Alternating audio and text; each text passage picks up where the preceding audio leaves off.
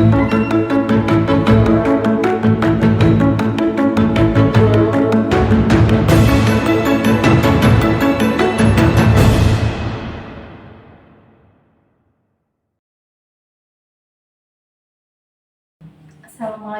Bu Nini. Waalaikumsalam warahmatullahi wabarakatuh. Gimana kabarnya? Alhamdulillah baik Bu.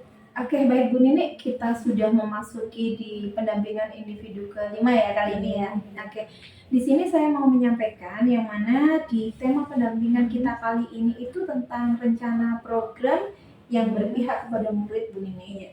Kemudian fokus dari pendampingan kita ini itu ada 3 fokus. Yang pertama itu tentang refleksi aksi nyata modul 3.1 yang sudah panjenengan bulan kemarin. Yang kedua, refleksi rencana program yang berdampak kepada murid. Yang ketiga yaitu diskusi perkembangan komunitas praktis yang dijalankan di sekolah ini serta implementasi dari rencana di Lokakarya 3 yang kemarin kita lakukan dengan rekan sejawat.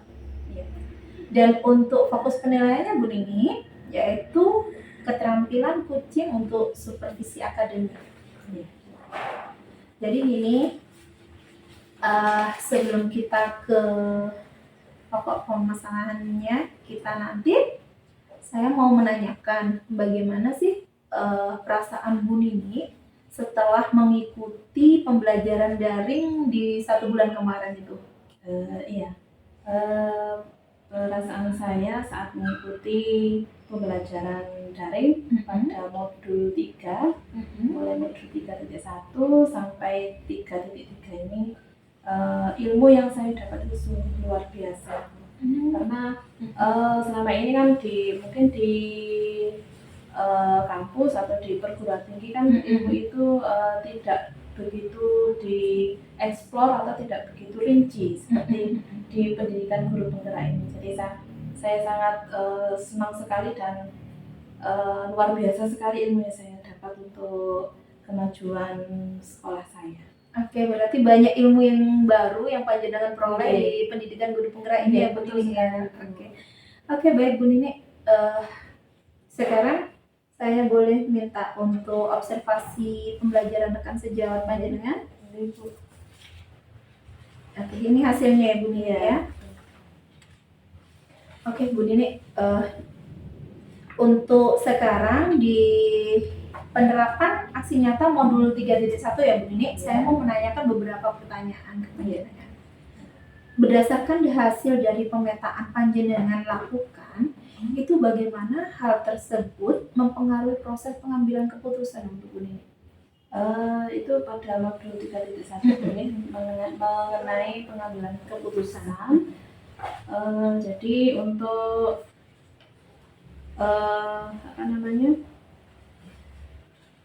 pengambilan keputusan itu memang banyak sekali yang harus dipertimbangkan.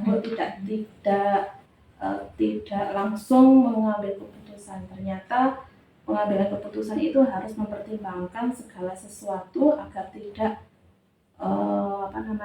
berdampak pada salah satu pihak. Artinya dampak negatifnya itu tidak terlalu menonjol. Jadi harus banyak pertimbangan untuk pengambilan keputusan itu. Jadi memang perlu berbagai macam pertimbangan ya Bu ya untuk menghadapi sebuah persoalan yang mana kita dituntut untuk melakukan sebuah langkah pengambilan keputusan tersebut. Hal tersebut menurut panjenengan itu perlu dikembangkan atau dievaluasi kembali Bu Nini dari hasil keputusan tadi? Kalau pengambilan keputusan yang baik seperti yang sudah saya pelajari itu memang perlu dikembangkan karena ternyata untuk mengatasi suatu permasalahan itu harus mempertimbangkan segala sesuatunya. Tidak boleh ada salah satu pihak yang dirugikan terlalu banyak. Memang pengambilan keputusan itu memang beresiko ada salah satu pihak yang mungkin dirugikan atau salah satu keputusan itu memang ada yang tidak setuju gitu. Tapi memang itu resikonya. Jadi untuk memperkecil resiko itu ya, jadi perlu dikembangkan dan juga perlu dievaluasi terus. dari hasil tersebut Iya, ya. dari hasil Oke. keputusan tersebut. Jadi hal tersebut menurut panjenengan itu mendukung keberhasilan dari keputusan yang telah diambil. Iya, sangat mendukung sekali untuk keputusan diambil itu harus bisa dipertanggungjawabkan. Berarti kita harus punya sebuah komitmen ya dari Iya. hasil itu tadi. Iya, Keputusan yang telah diambil kita memang harus menjalankan. iya, ya. betul sekali. Oke. Apakah pengalaman yang terjadi, contohnya dalam waktu dekat ini, waktu panjenengan mengikuti program pendidikan guru penggerak atau sebelum mengikuti pendidikan guru penggerak ini, mencerminkan dilema etika baik itu terhadap murid atau terhadap rekan sejawat? Maksudnya contohnya itu kalau contoh itu masalah itu banyak sekali itu. Mungkin bisa diambil salah satu Iya. aja. Ya, salah satunya setelah akhir-akhir ini ya, setelah saya mengikuti pendidikan guru penggerak, salah satunya misalnya contohnya di sini yang sering dihadapi. Nah, di sini kan ada aturan sekolah itu anak-anak tidak boleh jajan sebelum istirahat. Oh, berarti tidak boleh Ya, untuk ke kantin boleh ke dulu kantin, ya. gitu. Ternyata ada beberapa masalah atau beberapa peristiwa minggu lalu itu ada salah satu atau dua anak waktu jam pertama sebelum istirahat, artinya sudah bermasuk gitu ya, itu ternyata keluar untuk ke kantin. Ya, untuk beli makanan. Ternyata setelah ditanya, anak ini tidak sarapan. Dan ditanyai lagi, memang orang tuanya tidak sempat masak karena sibuk bekerja. Nah, ini menimbulkan suatu konflik. Kalau misalnya dilarang, ya kasihan, mereka lapar, gitu, tidak bisa berpikir. Nanti tidak bisa fokus tidak bisa belajar. fokus, tidak bisa konsentrasi dalam pelajaran. Terus kalau tidak dilarang, nah ini kan bisa melanggar aturan sekolah dan mungkin bisa ditiru oleh siswa yang lain. Itu kok dibiarkan? Nah, itu salah satu dilema yang mungkin beberapa hari yang lalu itu saya hadapi, Bu. Terus keputusannya gimana, Bu? Keputusannya yang pertama ya kita evaluasi dulu, kita cari akal dulu, mengapa anak itu sampai seperti itu, mengapa sampai lari ke kantin karena mereka lapar. Ternyata itu tadi masalahnya orang tuanya tidak sempat sarapan karena bekerja ya. Apalagi di pabrik. Oh gitu. Sama-sama sibuk pagi sudah keluar dan orang tuanya memang diberi uang saku itu lebih untuk anaknya itu makanan. Nah, terus berdasarkan diskusi dengan guru BK ini dan dipanggil orang tuanya, karena tidak satu atau dua kali, berkali-kali ya anak itu satu anak itu aja, dua anak. Oh gitu. Ternyata itu alasannya. Dan setelah pemanggilan orang tua dan melalui diskusi dengan guru BK dan guru mapel ya waktu itu saya itu diberikan solusi kalau misalnya tidak sempat sarapan ya paling tidak di rumah itu sudah makan roti atau minum susu, paling tidak mengganjal sebelum jam istirahat. Ataupun kalau tidak sempat ya diberi bekal, apakah itu roti atau makanan yang berat yang meskipun tidak masak sendiri tidak apa-apa. Jadi waktu itu orang tuanya setuju dan alhamdulillah bisa kerjasama ya. Bisa kerjasama. Jadi hari-hari berikutnya sudah tidak begitu lagi. Oke. Dari panjenengan cerita tersebutnya tadi, dari langkah pengambilan keputusan yang telah panjenengan ambil dengan rekan guru BK ya, itu apakah sudah sesuai dengan prinsip dan langkah yang telah panjenengan pelajari di modul 3.1? Menurut saya ini sudah sesuai, karena setelah pengambilan keputusan itu dievaluasi dan ternyata ada perubahan pada anak dan kedua orang tua juga setuju. Oke, berarti melalui proses evaluasi Iya, ya Bu ya. evaluasi. Apakah masih perlu ada pengembangan dari hasil evaluasi tersebut? Tentunya kalau pengembangan itu secara bertahap, mungkin ada masalah-masalah yang lain yang mungkin bisa bermunculan. Jadi pengembangan dari pengambilan keputusan yang seperti ini memang harus perlu ditingkatkan untuk masalah-masalah yang lain. Oke, berarti memang sudah sesuai dengan modul yang telah panjenengan pelajari ya Bu ya. Oke, sekarang di rancangan program yang berdampak kepada murid Bu Nini, saya juga ada beberapa pertanyaan yang perlu saya ajukan di sini yang perlu kita diskusikan. Menurut panjenengan dalam membuat rancangan program yang berdampak kepada murid itu bagaimana? Apakah panjenengan sudah membuatnya?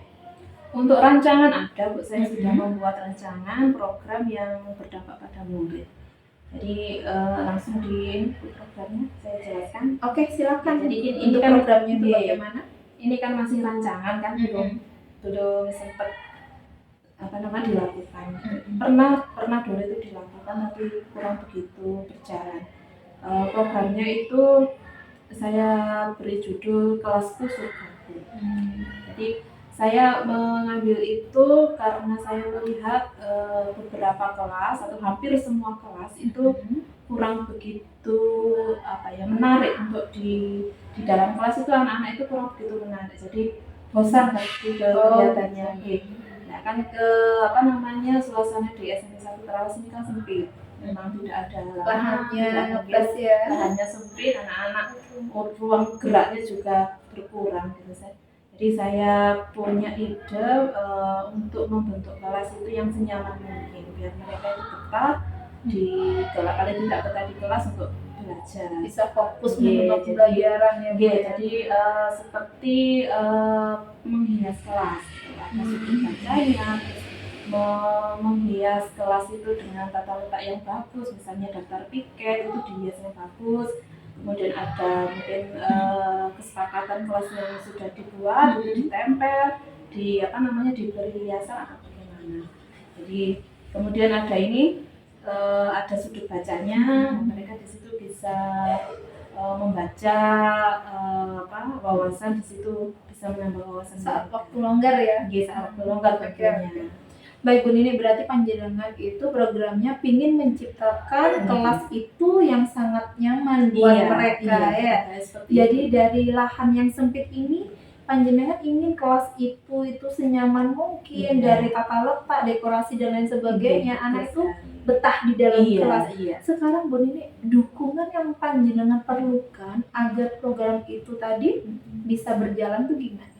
Tentunya dukungan yang pertama dari Bapak Kepala Sekolah, kemudian dari seluruh rekan-rekan, Bapak Ibu Dewan Guru beserta staf itu juga saya harapkan untuk mendukung, dan juga ini Bu untuk menghias kelas ataupun menjaga kebersihan itu tentunya kan butuh dana atau bagaimana.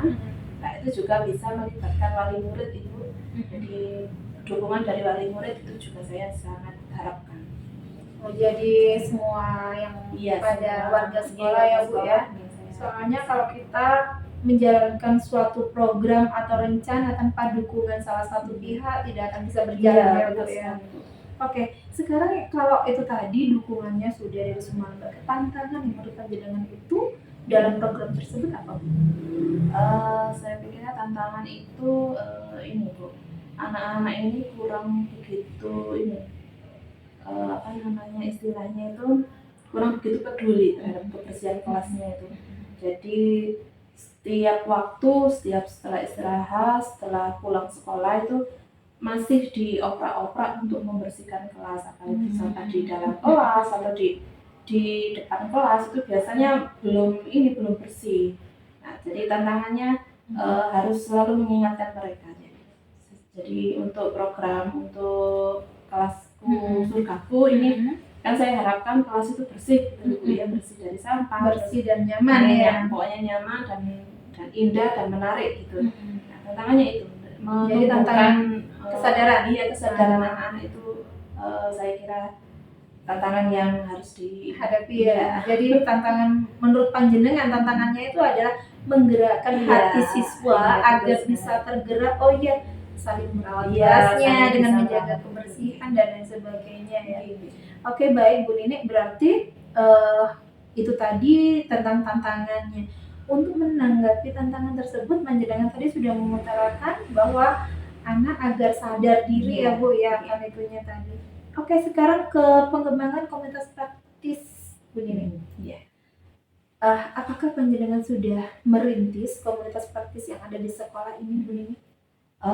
Sudah Bu, sudah membuat komunitas belajar Mongol yang ada di PMM itu, dan sudah beberapa kali juga melakukan diskusi di situ, apakah itu mengenai pengerjaan PMM, kemudian bisa berbagi praktek baik itu. Waktu itu pernah berdiskusi mengenai pembelajaran berdiferensiasi. Itu mungkin yang sudah bisa saya lakukan untuk selama ini. Berarti ada disimulasi ya. Iya. Jadi kita mengimbaskan praktik baik kepada rekan melalui kombel yang ada di sekolah ini. Peran panjenengan di kombel tersebut apa? Di situ saya kombelnya sebagai ketua itu. Jadi saya membuat kombel itu dan merancang nanti kegiatan ke depan itu seperti apa. Jadi ada selain saya juga ada beberapa teman saya yang membantu. Ya, memang saling melengkapi ya Bu ya. Oke, sekarang apa saja sih perubahan yang menyenangkan menurut panjenengan yang telah panjenengan alami dari rekan yang di komunitas praktis tersebut? Perkembangannya kalau saya ada perubahan yang membuat panjenengan menyenangkan. Ada beberapa perubahan dari teman-teman, itu mereka lebih bisa mengerjakan kalau PMM itu bisa mengerjakan PMM dengan jadi paham tentang PMM itu ya, permintaannya apa, iya, seperti tagihannya apa, jadi gitu. Mereka lebih paham, dan saya sangat senang sekali mereka bisa mengikuti. Jadi mengikuti tuntutan zaman ya Bu ya. Jadi kan yang awal panjenengan sempat mengutarakan ke saya bahwa di sini banyak guru senior. Iya. Tapi dengan berjalannya waktu ini mereka mau untuk mengikuti perubahan zaman ya Bu. Hebat sekali. Iya, ternyata bisa Bu. Ternyata tidak yang saya bayangkan dulu itu kan sulit untuk mengajak. Masih ada bayangan takut-takut yang itu ke senior ya. Ternyata Bapak Ibu guru yang lebih senior itu ternyata juga ini Bu, enak jadi tanya-tanya juga enggak terbuka ya. Jadi di situ mereka yang senior terbuka dengan ilmu baru. Itu tugas panjenengan sudah berhasil berarti ya. Saya minta tolong ini. Terus sudah mereka sudah mau lah. Oke, berarti sangat menyenangkan sekali ya. Perubahan yang menyenangkan buat saya. Mereka mau menerima dan ada perubahan di sini. Alhamdulillah. Terus Bu Nini, tadi panjenengan sudah mengutarakan perasaan panjenengan. Terus rencana yang akan panjenengan lakukan setelah program pendidikan guru penggerak ini selesai di komunitas tersebut gimana? Rencana saya tetap untuk berbagi praktek baik meskipun selesai pendidikan guru penggerak ini. Jadi rencana saya untuk tetap melanjutkan berbagi praktek baik dan tidak menutup kemungkinan juga mendapatkan ilmu-ilmu dari komunitas-komunitas lain. Nanti saya bisa berbagi di situ, atau nanti dari teman-teman lain yang mengikuti pendidikan itu bisa berbagi di situ juga. Oke, berarti open mind ya. Jadi kita itu harus terbuka, ilmu itu entah dari kita atau dari yang lain. Itulah manfaat dari komunitas. Kita saling berbagi praktik baik ya Bu. Oke, baik Bu Nini, yang mana kemarin saya sudah melihat dari aksi nyata yang telah panjenengan unggah di modul 2.3, panjenengan yang menjadi supervisor mengobservasi di rekan sejawat ya Bu Nini.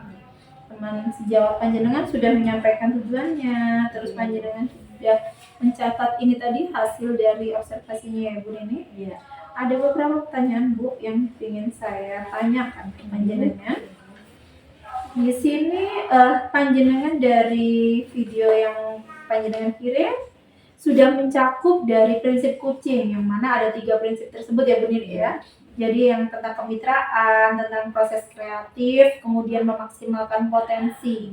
Yang mana dari 3 prinsip itu panjenengan sudah nampak, yang mana dari 8 kriteria itu sudah terpenuhi Bu Nini. Jadi tujuan yang ditetapkan oleh rekan itu sudah nampak.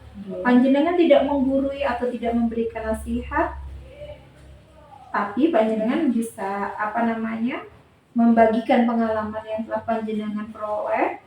Terus percakapannya sudah terjalin 2 arah. Panjenengan mendengar dan merangkum hasilnya. Pertanyaan menggunakan pertanyaan-pertanyaan menggali yang telah panjenengan lontarkan ke rekan sejawat. Terus menghasilkan sebuah tindak lanjut yang telah diutarakan oleh rekan sejawat panjenengan. Terus kesimpulan yang mana itu muncul dari rekan jawab panjenengan ya Bu Nini. Oke. Baik, sangat bagus sekali Bu Nini, perlu dikembangkan. Mungkin proses coaching itu tidak harus kepada rekan sejawat, mungkin bisa panjenengan terapkan ke murid. Oke, baik Bu Nini, kita di bagian akhir pendampingan Bu Nini, yang mana saya mau menyampaikan beberapa informasi di sini. Terus selama panjenengan menjalani program RGP ini, menurut panjenengan yang paling panjenengan kuasai dari materi-materi yang sudah dipraktekkan itu apa Bu Nini? Mungkin ini Bu, untuk materi pembelajaran berdiferensiasi itu modul berapa ya? Modul 2 ya, 2.1. Itu mungkin lebih saya kuasai daripada yang lain untuk pembelajaran. Karena diterapkan terus ya Bu Iya, ya. karena saya terapkan terus, saya belajar untuk menerapkan ke semua kelas juga, dan ada beberapa teman yang bertanya gitu. Saya jelaskan. Terus yang menurut panjenengan dari kita sudah dari modul 1, modul 2, dan kita berjalan di modul 3.3 ini, hal yang panjenengan masih merasa bingung atau masih merasa perlu ada pendalaman lagi itu di materi apa?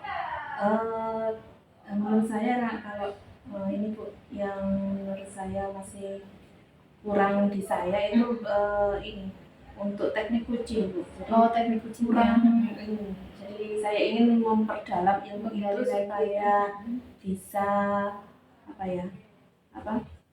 mencakup 3 prinsip tadi ya, lebih mendalam. Jadi saya ingin mendalami teknik coaching itu lebih dalam. Tapi sebenarnya sudah nampak di situ panjenengan sudah 3 prinsip tadi sudah terlalui ya, tapi masih perlu digali lagi. Oke. Baik, sangat bagus sekali Bu Nini. Saya mau mengingatkan di sini, panjenengan kemarin kan sudah mengikuti yang namanya feedback ya, 360 derajat survei guru penggerak. Nanti panjenengan isi ya Bu ya. Terus kemudian yang kuesioner 360 sebagai peran dan jenjang yang diampu itu dari kepala sekolah, terus rekan guru dan perwakilan murid sudah panjenengan unggah kemarin. Kemudian yang perlu saya sampaikan begini, sebelum kita nanti di pendampingan individu 6 itu ada beberapa tagihan, yang mana panjenengan itu tentang pemetaan aset yang ada di sekolah ini.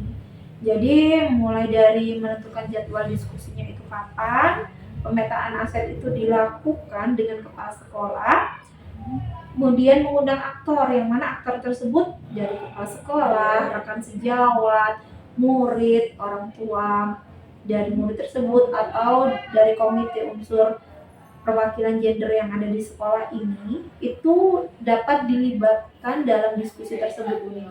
Kemudian ada yang namanya notulen, dari hasil panjenengan pemetaan tadi dinotulenkan.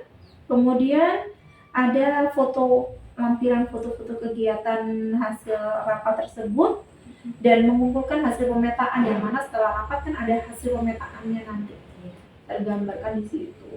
Itu nanti akan menjadi tagihan panjenengan, yang mana nanti akan saya nilai di pendampingan individu ke-6. Oke. Ada yang perlu ditanyakan begini? Sudah. Kalau untuk di LMS aman ya? sudah Tidak ada yang perlu di itu kan lagi, portofolio digital sudah diisi. Ya, sudah. Oke, Proses. baik, sudah sangat bagus sekali perkembangan panjenengan. Saya ingin lihat lagi nanti untuk pemetaan aset di bulan berikutnya ya Bu. Ya. Saya undur diri dulu. Ya, Assalamualaikum. Waalaikumsalam warahmatullahi wabarakatuh.